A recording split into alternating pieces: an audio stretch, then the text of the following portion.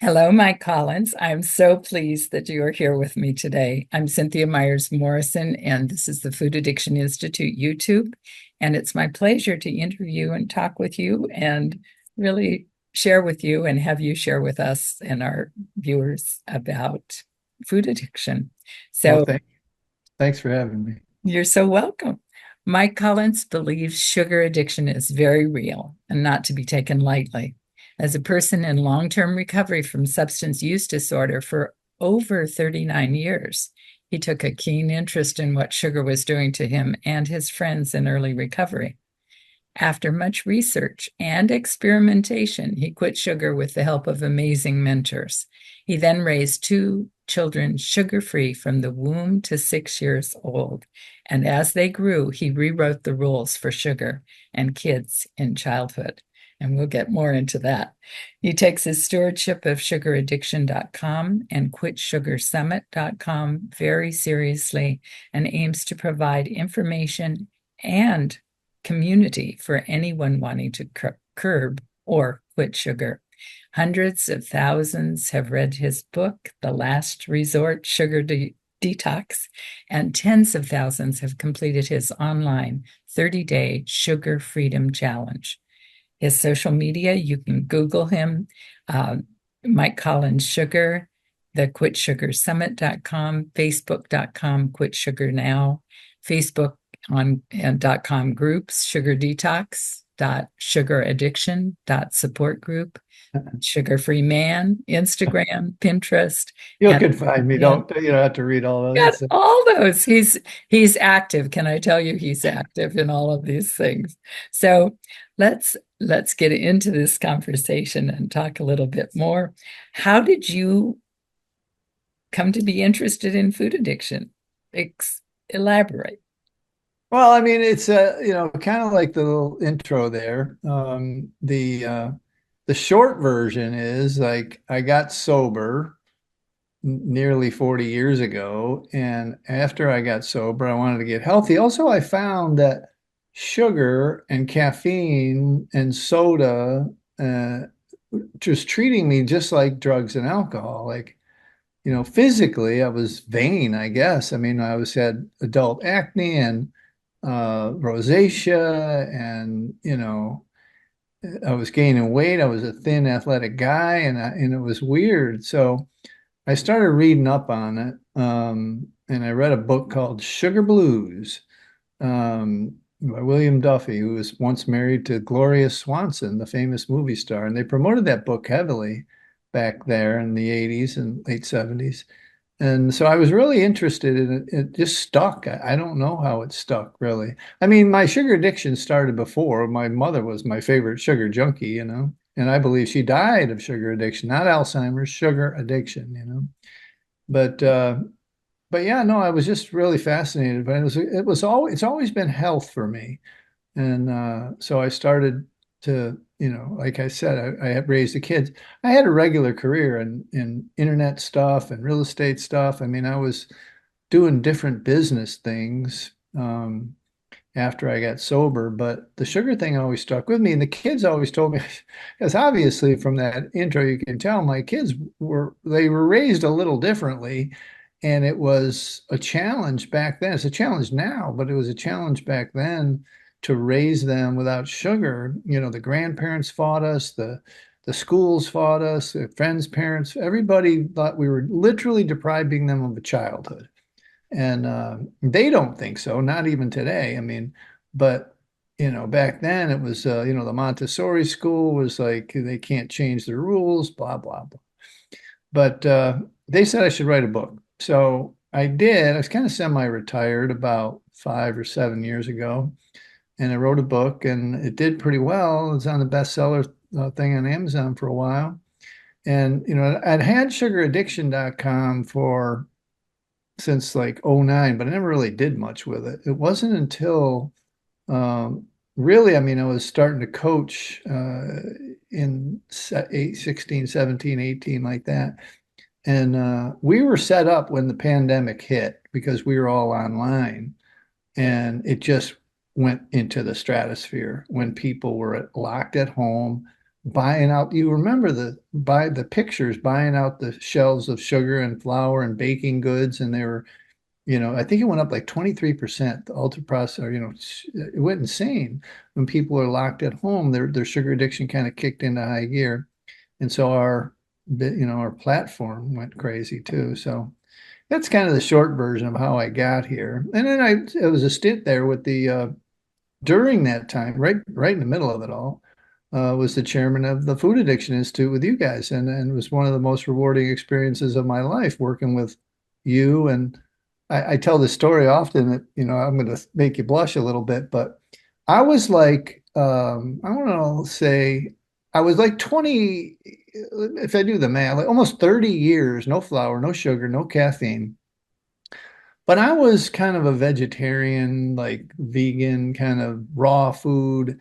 When I started 7, 8 years ago, started the summits, and I was the chairman, and you and I talked one time, and I'm kind of pig-headed. I don't like listening to everybody. So like, but you had been sober a lot longer than I had, and no grain. You talked about grains and fruit juices, and I was willing to do the experiment. I was willing to find out, like, what you knew I didn't know, kind of thing. So this is this is kind of a mind-boggling story. I think of my face as a early warning device. Like it's like I damaged the hell out of my face, lifeguarding without hats or sunscreen, and I'm fair skinned to begin with, and then damaged it with alcohol as well, where I had that redness and in my nose, and like the only thing I wanted when I got sober was not to have that big red nose that my grandfather had. Mhm. And so here I am, had all of that stuff. I had the red rosacea, I had adult acne, I had bleeding gums, I had basal cell carcinoma. You can see some of them, they were starting to cut off. And I had diagnosed basal cells all across my hairline from that damage.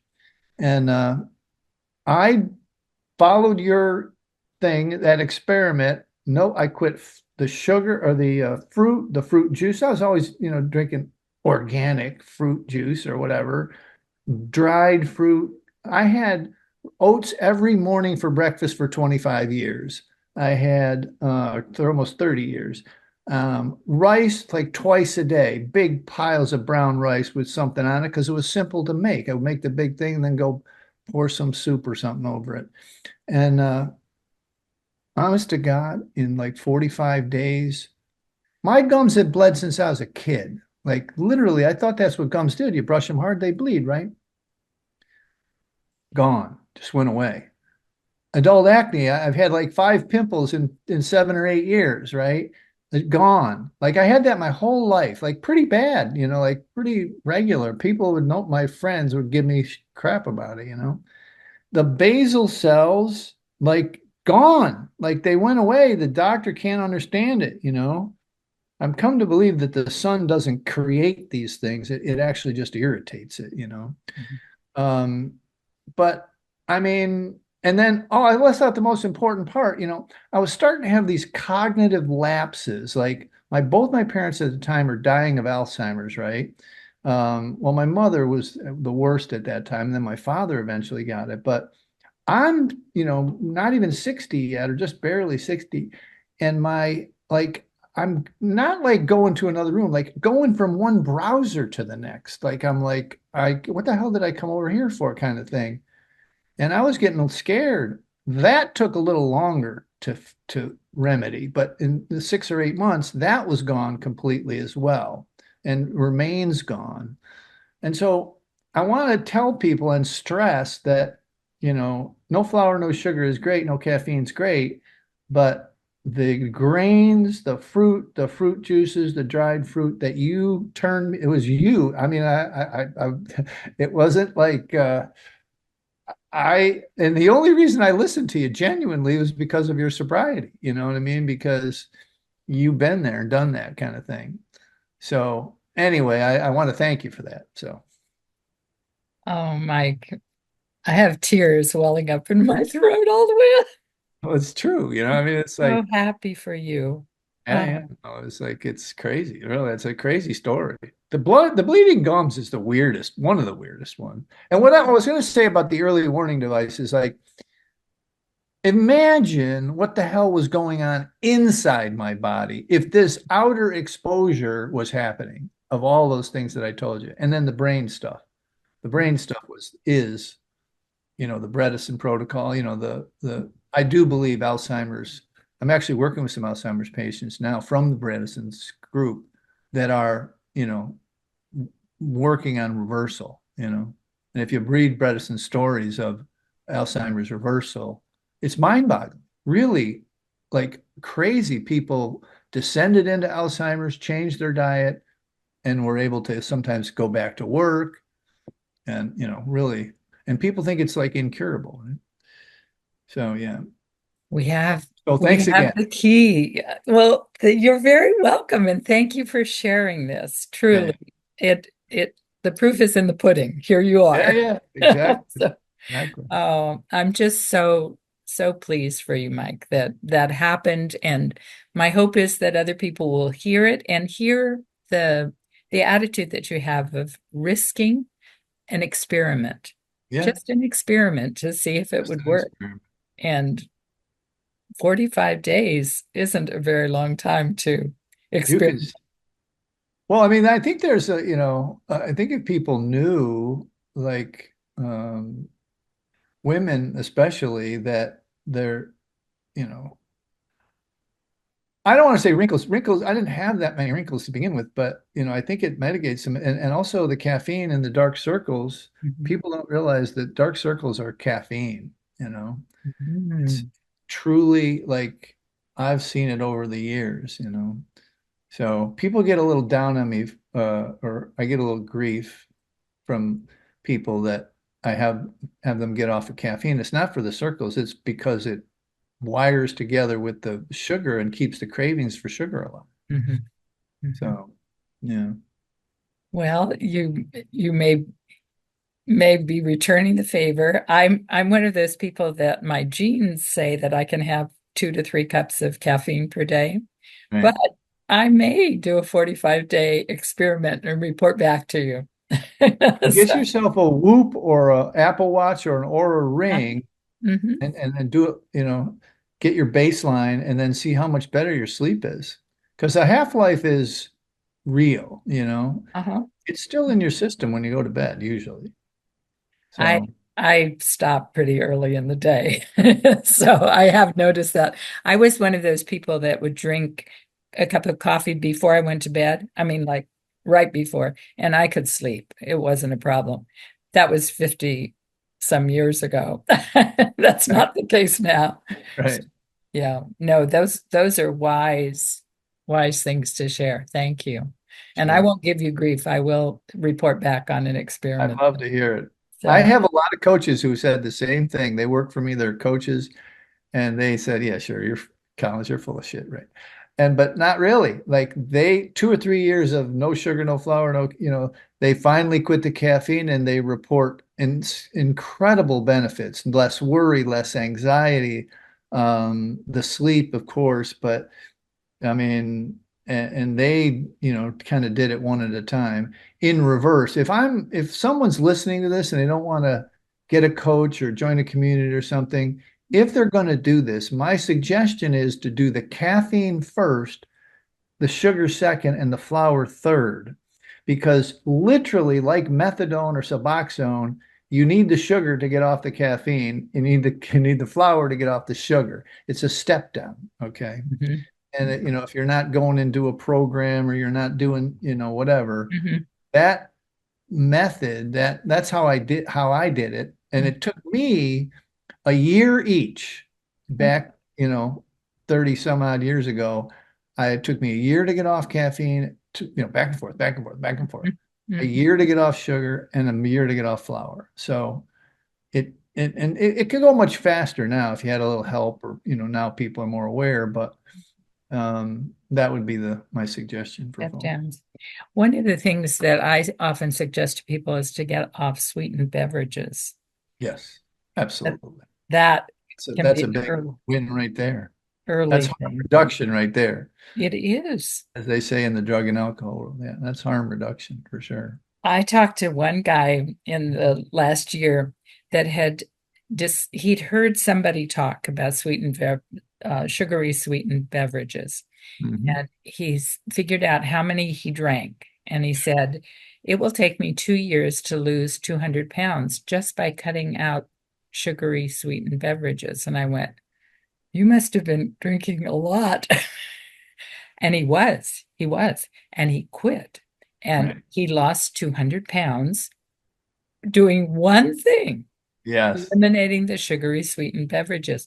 He wasn't a slim, trim person, but right. he said, I'm down 200 pounds from what I was. That's great. That's And I said, kudos to you, because those are the kinds of changes that move you in the right direction for health. And these are additional things you might consider, right. So it was, I mean, I was in awe of that kind of change, but he had figured it out before he even started that that's what it would take. My Cool. mother and I used to bond over Diet Cokes, Mm. which have caffeine. And Yeah.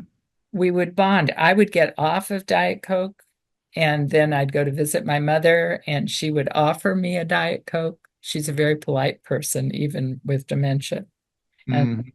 such. And at that time, she was. Later, she wasn't so kind and polite. But Right. at that time, and I would take one in that kind of bonding, reciprocal, we'll drink this beverage together. It was Mm. like the old days when, somebody would offer me a drink and I'd say, oh, sure, I'd be happy to have a drink Right. of alcohol. So Sure.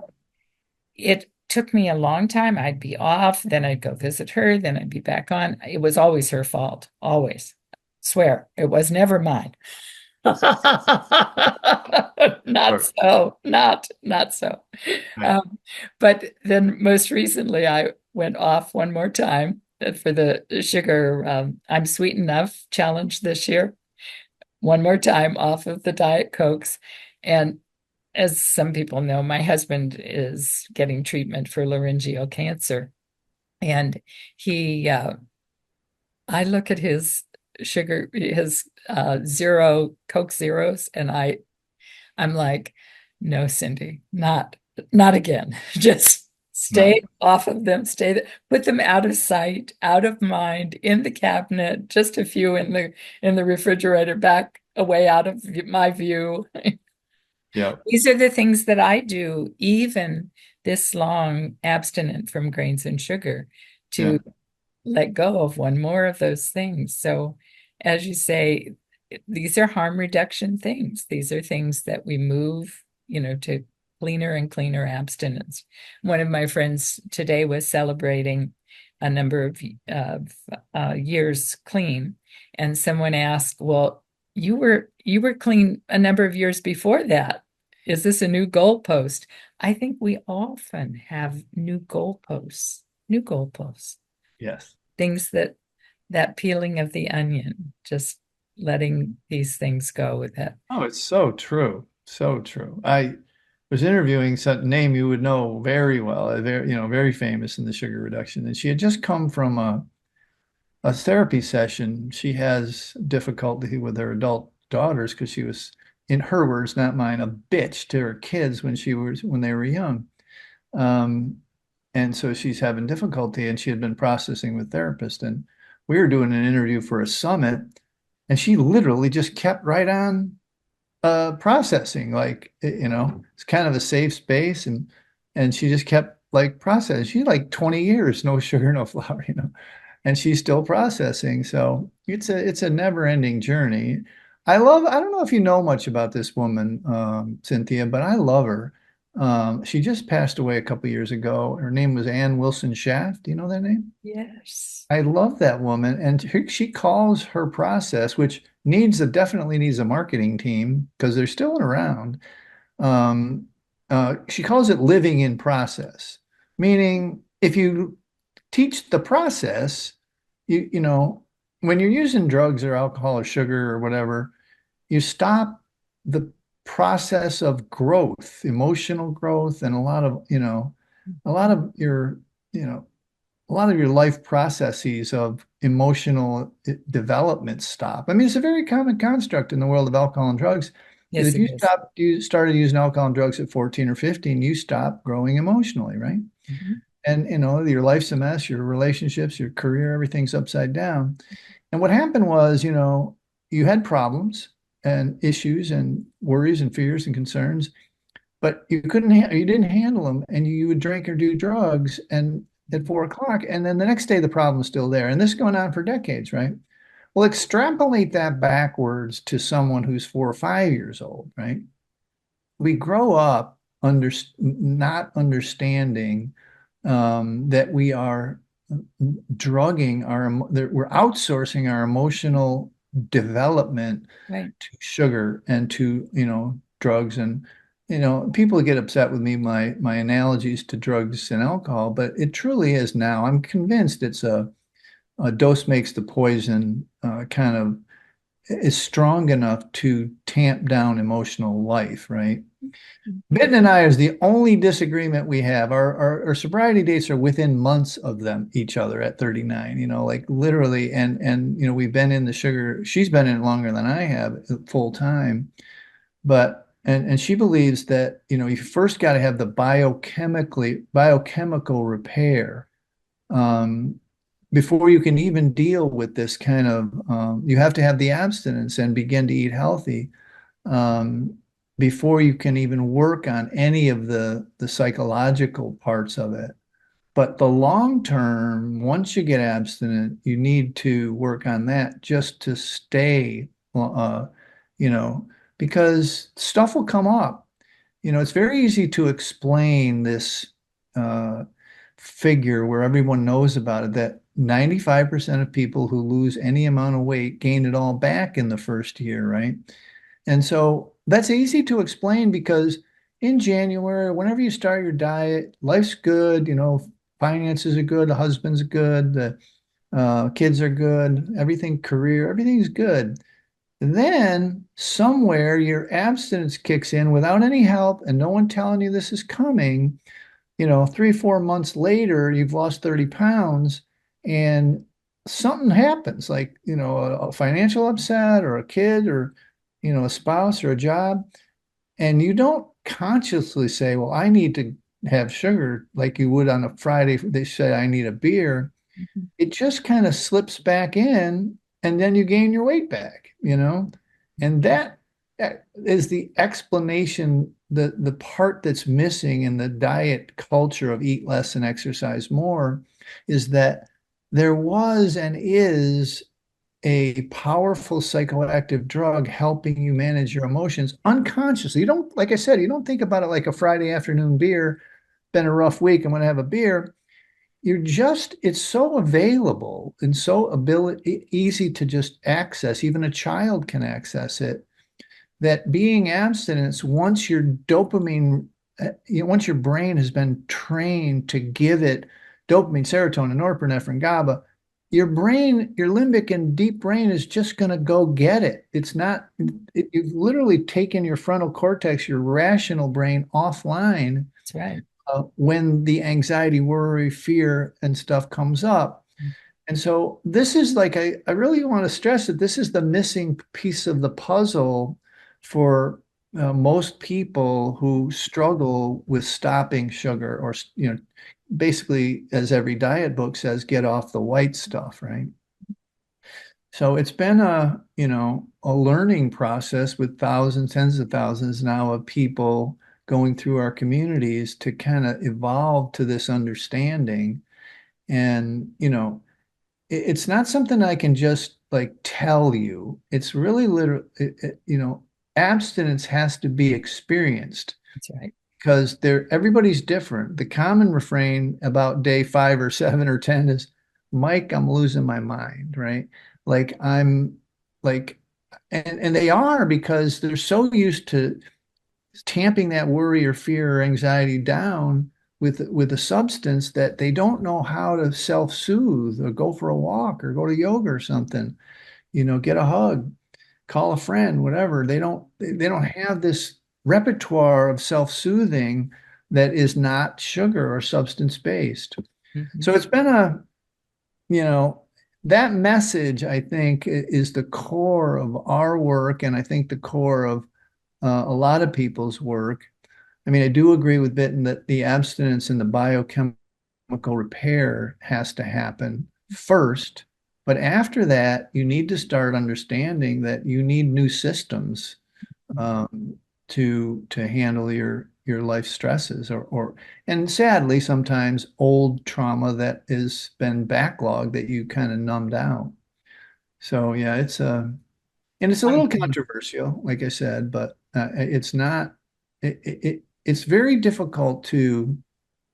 Everybody's so diverse in where Mhm. they start because either they got a big habit or a little habit or a lot of backlog or Yeah. they've used sugar a lot in that way. But anyway, I I- wanted to get that message out. I think it's important. It is important. And one of the things that a fellow that had discarded 100 pounds, as I had, Yeah. asked me one time, did you, and he had been sober and clean before he let go of Yeah. the substances related to food and substances, not food, real Yeah, food. I get it. So he said, did you retreat and go back to behaviors that had been early in your abstinence from alcohol and drugs? I said, Mm. yes. I sat on the floor and rocked again. And that's what I had been when I was newly sober. And Yeah. then 27 years sober, I was back sitting on a little step, rocking again. And that reticular formation in the brain that needs growth, Yes. all of that.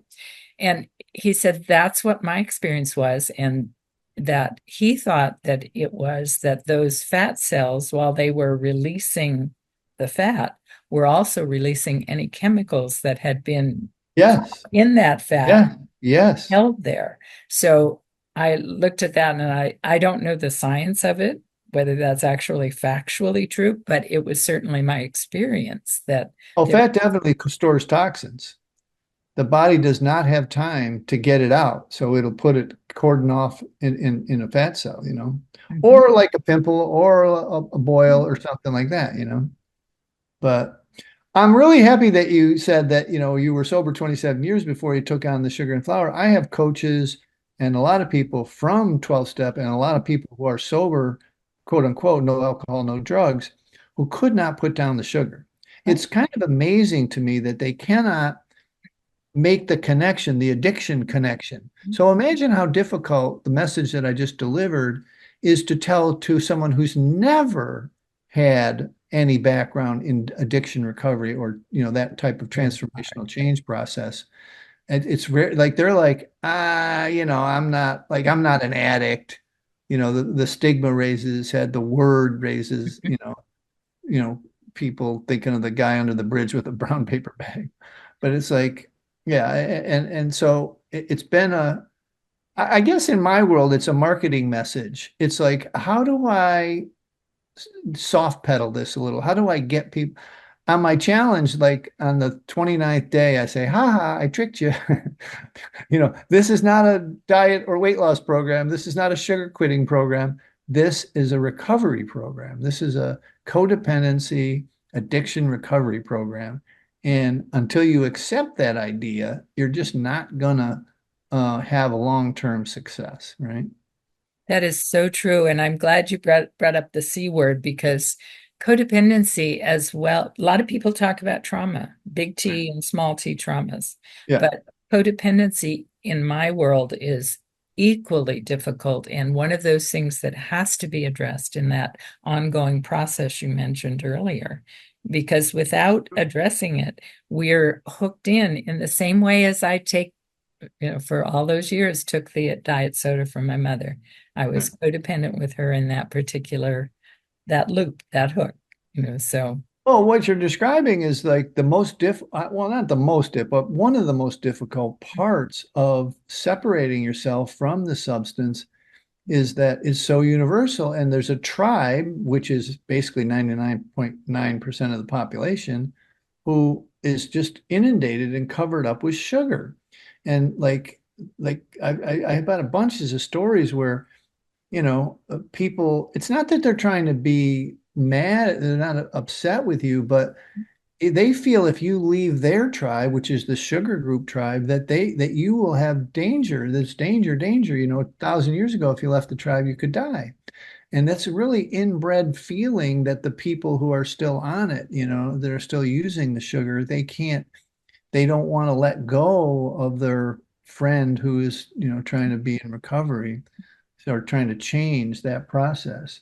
And people don't think that this deeply about it, or it's moreover now it's become pattern recognition for us because everybody's about the same, right? And 80%, Cynthia, of the people, most of our clients are women, but 80% do not have spousal support.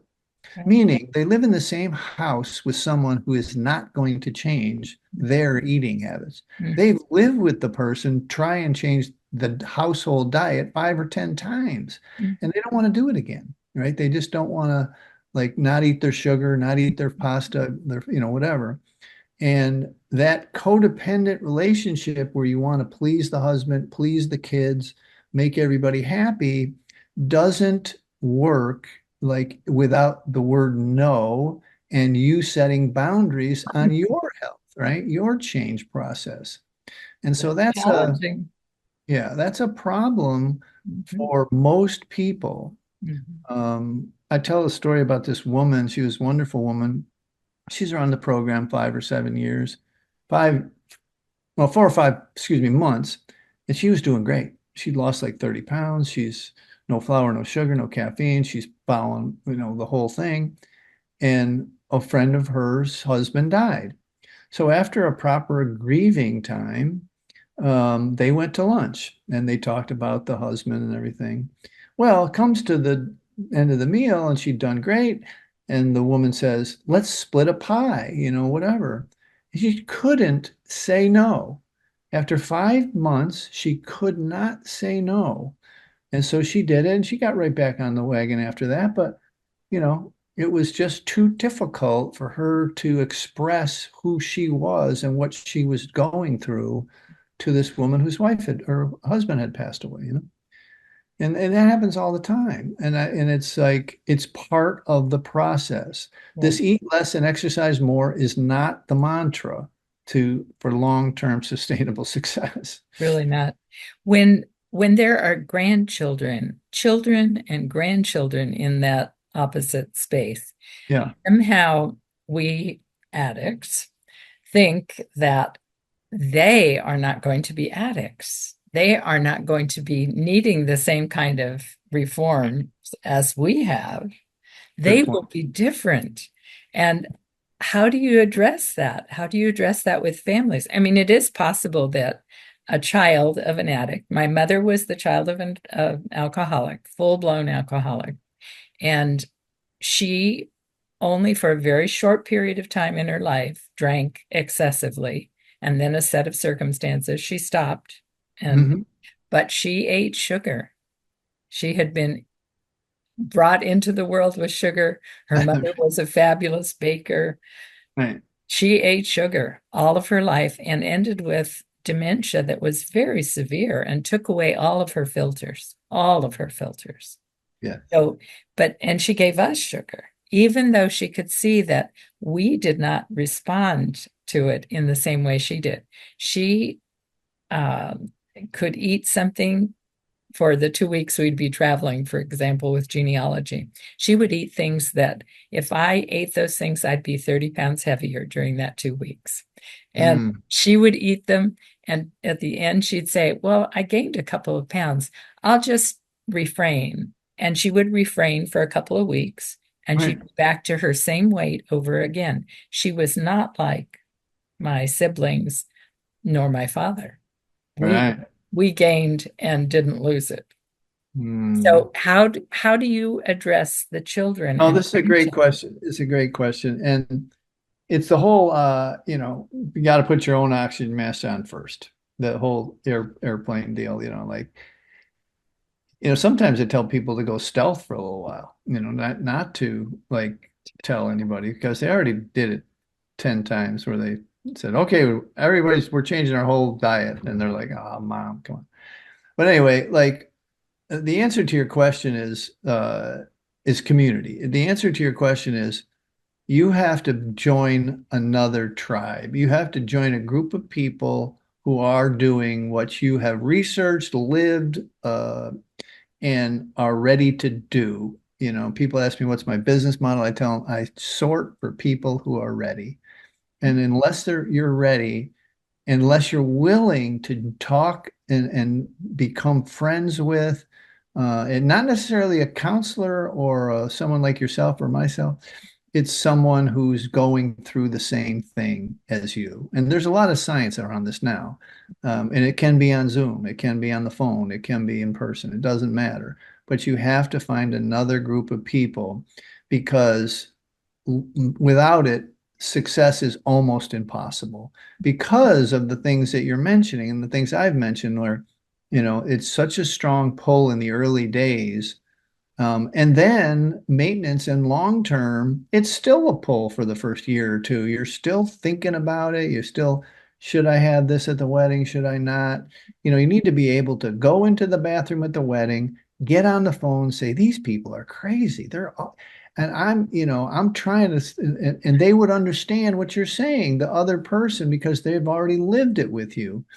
And you have to build those relationships. And without it, I mean, it's not that it's not possible because it is. People have done it, but it becomes more egoic. It becomes more of uh, a holding things tight as opposed to feeling free about it. Mhm. Like today, and I'm sure you have the same experience. There's nowhere in the world I can go where I don't feel comfortable, not using sugar or getting food either out or wherever. And I'm going to an event today, it's like I won't have any problem. It's like I don't even think it's not even a thing anymore. Mhm. But that takes time. It takes, you know, what's the AA saying, eternal vigilance for a little bit, it takes time at the beginning. And it also takes, again, the community, the relationships with other people. Otherwise, you're doomed to fail. You just are. I mean, again, there are a few people that can do it, but that's So hard. those. I'm not familiar with those folks because they got a tight rein on their life. They're the kind of people that they're like. I don't know if you know who David Goggins is, Yeah. but these kind of he was a Navy SEAL kind of guy. It's like they can do anything they put their mind to. And I do believe it's possible, but I think there's less freedom or less relaxation eventually, freedom from the thought processes. Well, then, Mike, when you've had some stealth time or you've had a period of time where you've really got some sea legs under you. Right. So then what in terms of your children and spouses, and how do you interact with them in ways that make it easier for yourself and for them to move toward healthier well-being, independent of whether they're addicts or not? Yeah, no, that's a good question. And I always say it's leading by example. Okay. It's like you just do it. You do you. First of all, most of the people come for weight loss originally. Okay. And without any effort, the weight loss happens and maintains, right? And then a really strange phenomena happens. Like they become your protectors, even if they're still using sugar. They're like, no, no, no, my mom doesn't use sugar. My wife, she lost 40 pounds. She doesn't do that. And they begin to like, even though they can't quite do it yet themselves, Mhm. the dream is that they will eventually jump on board, and they do jump on board. They start to reduce Mhm. just by your leading by example, right? And you're communicating with the other group. They kind of think there's some woo woo going on over there, like who are these gurus? What cult have you joined? Kind of thing. They're like, what the hell, mom's always talking to this lady, but she lost 40 pounds too, or whatever. And then it just kind of eases its way in. and they begin to accept it. You know what I mean? It's not there's no magic to like at the beginning. It's just none of it's ever worked where, okay, we're changing the diet of the whole family. That never works. You know what I mean? Almost never, that never works. No. Well, one of my friends in abstinence had done the harm reduction of feeding her children vegetables that had artificial sweetener in it because she moved them one step closer to liking vegetables. Yeah. And it was a very slow process where she put some artificial sweetener in the vegetables and little by little removed the artificial sweetener so that they had transitioned over to tasting real vegetables and the Okay. sweetness therein. And they're vegetable eaters as adults now, so Wow. she had moved them that way. Are there other things that you've heard that worked for people with children and grandchildren rather than giving them cookies? There's a cutoff, okay? So the cutoff is right about 9. Mhm. After 9, 8, 9, somewhere in that neighborhood, it's really hard. But before that, it's not, you know, and before, look, I have to say this because before 5, there's no reason at all to give sugar to children. None. Zero. Thank They you, don't Mike. shop. They don't know what the hell it even is. My kids, till they were 6 years old, you ever see kids going through the candy line and they're like screaming at the top of their lungs, like tipping the cart over trying to get to the candy. Like they're sitting in the thing and they're like, Reaching. yeah, they're trying. Anyway, my kids used to build like blocks. They didn't know what it was. They had no idea what it was. And that kind of like they will do what you want and they will do what you do below 8, 7, 8, 9, After that, it's just really hard because they're hard wiring, they're wiring, the neural pathways are grooved for satiate for to feel better when they eat it. They don't know that. They're not thinking, I need to eat it because I need to feel better. Hmm. They think they're eating it because they like the taste of it, but that's not why they're eating it when it comes down to it. And that's the same as an adult, but I'm just saying. And and below 5, and when you're pregnant, like a woman will quit cigarettes or alcohol, even if they have a substance use disorder, if they have a drinking problem, literally, like they got a real drinking problem, like they want to quit. But the day they get pregnant, they will quit. As soon as they know they get pregnant, Yeah, right, they exactly. know it.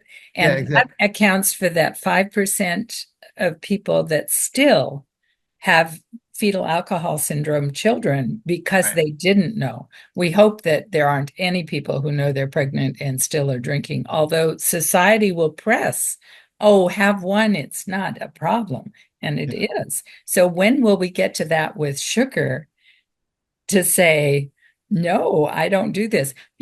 I really need you to tell the story of your wife and your sons. Well, I mean, it was, I still don't know exactly how I did it, but we were early. We had met in recovery, so she was sober and at the time, but I was on my kick and I convinced her when she got pregnant to not eat sugar and drink caffeine.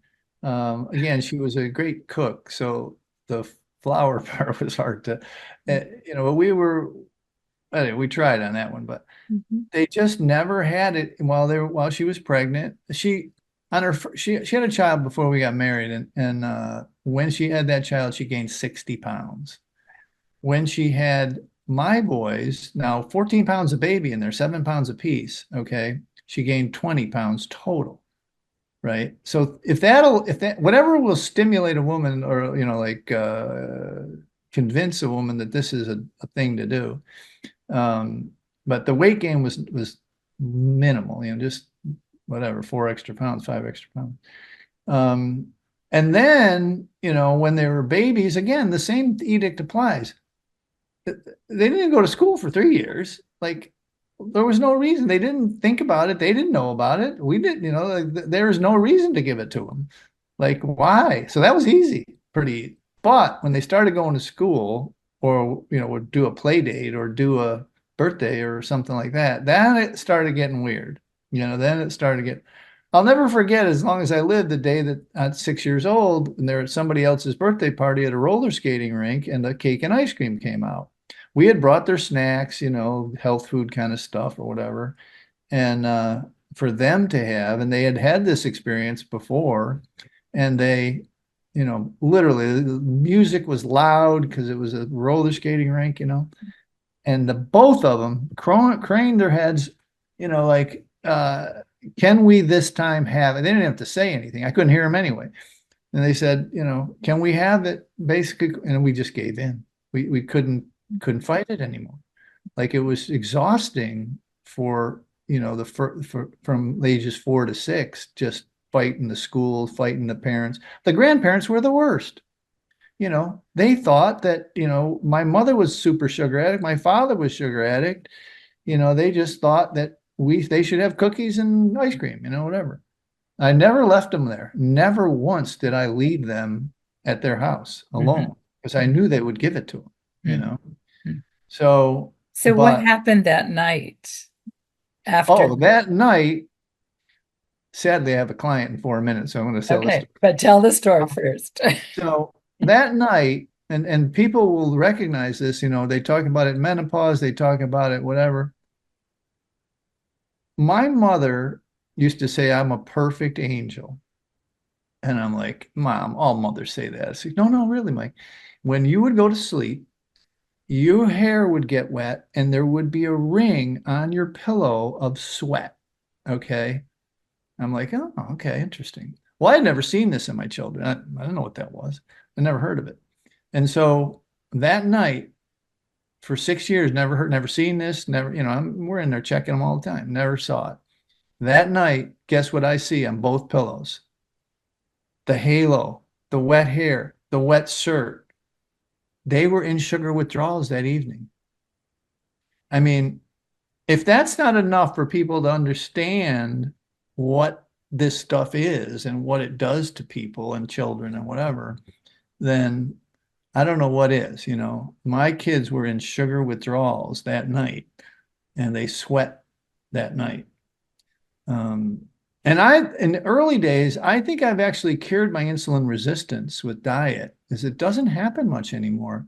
But in the early days, when I would get an ingestation accidental in a salad dressing or something, I would sweat still, So I don't know. It's just, again, at this juncture, Cynthia, it's pattern recognition. I've seen so many recoveries and so many transformations, weight loss, type 2 remissions, all this kind of stuff that, and I hate to say it this way, it sounds really, I don't know what it sounds like, but if they would just listen and let the information light on them and and just say, with an open mind, do this experiment for 30 or 60 or 90 days.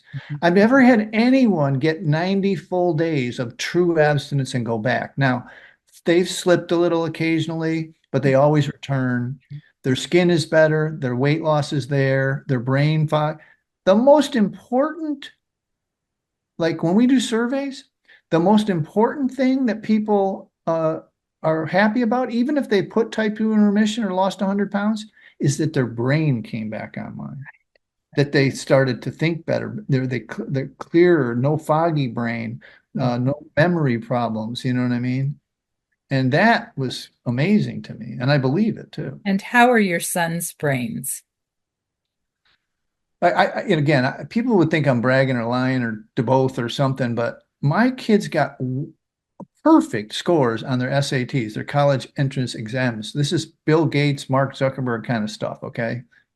And one of them works for a quantum computer company. Think about it, like no idea what it, I couldn't tell you what he does for a living, but he works, and his brother works for the largest internet consultancy in the world. Like their brain, and they never have, I've been to both their weddings. I've been to their graduations. I've never seen them intoxicated. Coming from my family and her family, that's a freaking miracle. because they're just not attracted to substances, um, like changing their state of being or using it to deal with stuff. Now they did pick up a nasty caffeine habit at Notre Dame, but I don't know. That's another story. But that's still to be addressed. Yeah, that's Oh, that can still Mike, work. It can work Mike, out. thank you. What Thank you so much. I'm treat. always a pleasure speaking with you. I really enjoy it. Likewise. Thank you so much. And I'm very grateful for the information, and we'll see you at When you get it out, let me know. I'll put it out on our social media and then send an email to get the views up a Brewers little. Up. I will All right. indeed. Thank All you, right. You Mike. take care. Be Bye now. well.